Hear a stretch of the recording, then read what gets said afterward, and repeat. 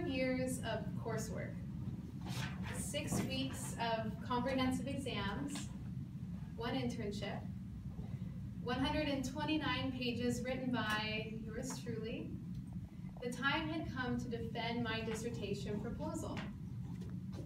Mr. Toastmaster, fellow Toastmasters, and guests, this is a story of personal triumph, and it's also a combination of public speaking experiences and critical moments that I believed helped pave the way to me being successful that day.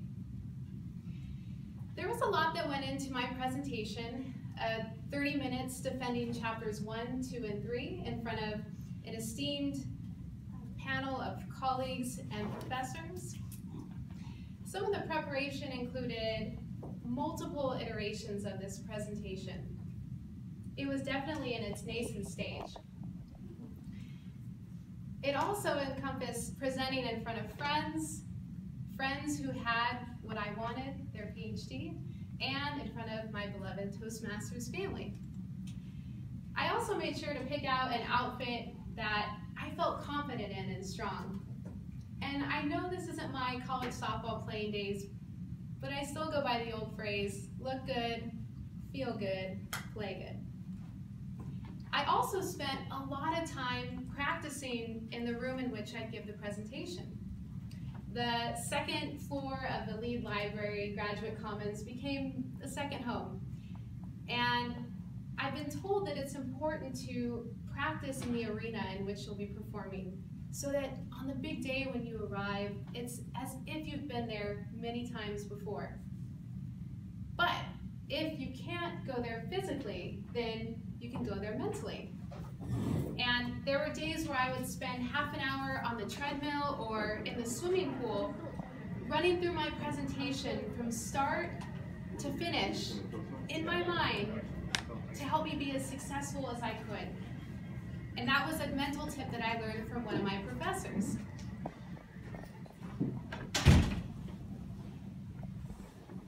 It was the day before the big event, and I had a lot on my to-do list. I went and got food, which is a long-standing tradition to provide food for your faculty at the defense.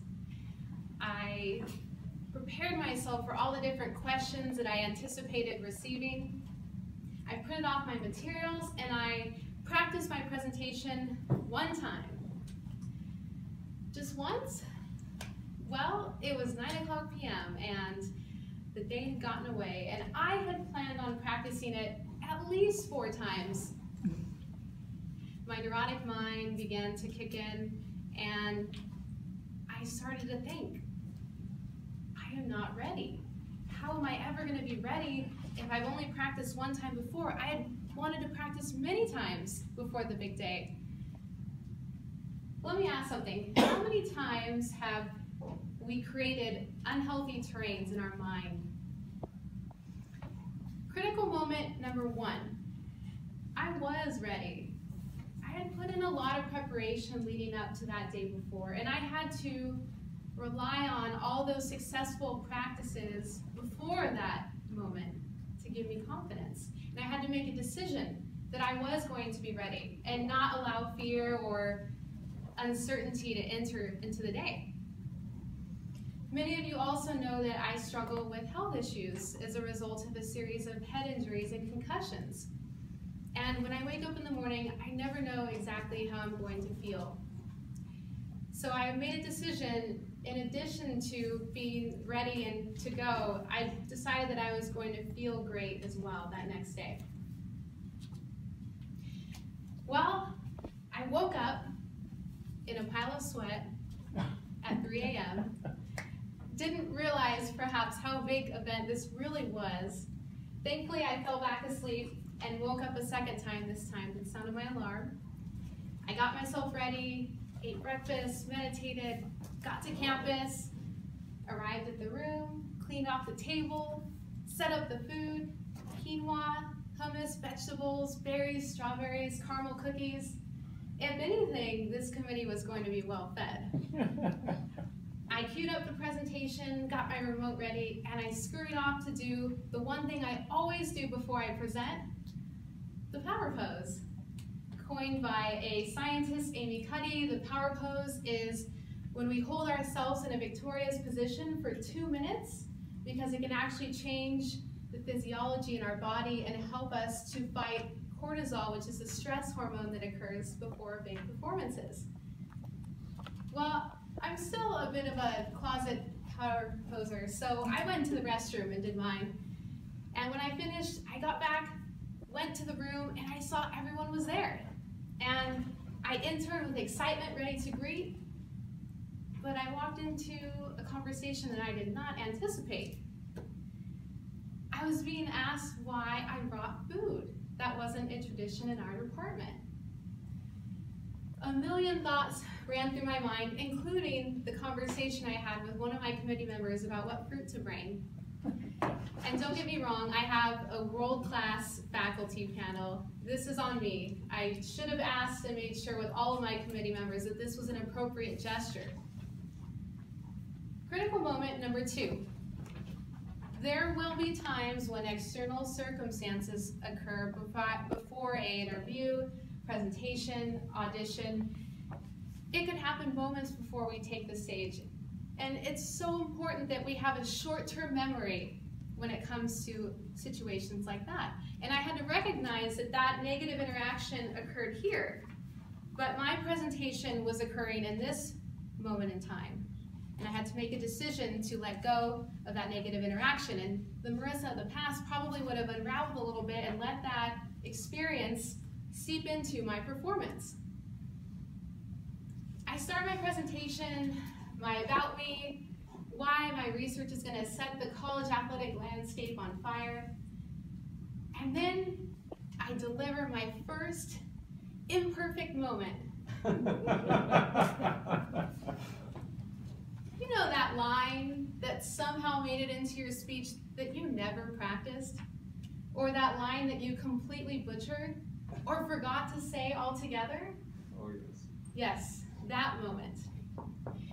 It's explained really well in a book called Performing Under Pressure. And this author states that when we have a big event, an audition, an interview, something we want to do well for, our anxiety levels naturally increase, paired with a conscious or subconscious fear of failure. And so our anxiety of wanting to do well, paired with our fear of failure, can create this heightened awareness and conscious reflection on self-monitoring. And all of a sudden you begin to wonder, how am I doing? How is it going during your performance, instead of just focusing on the actual content. Critical moment 3. There will be an inevitable time in our speech when we deliver that imperfect line. And what's important to remember is not to spiral down that rabbit hole of self-monitoring. Instead, perhaps acknowledge it, notice it. There was my imperfect line. And instead of continuing forward with trepidation and wondering at every turn what the audience is thinking and how you're doing, you go forward strong, just like you practice it. Critical moments 1, 2, and 3 are really great reminders for me. 1, make a decision that you're going to be great.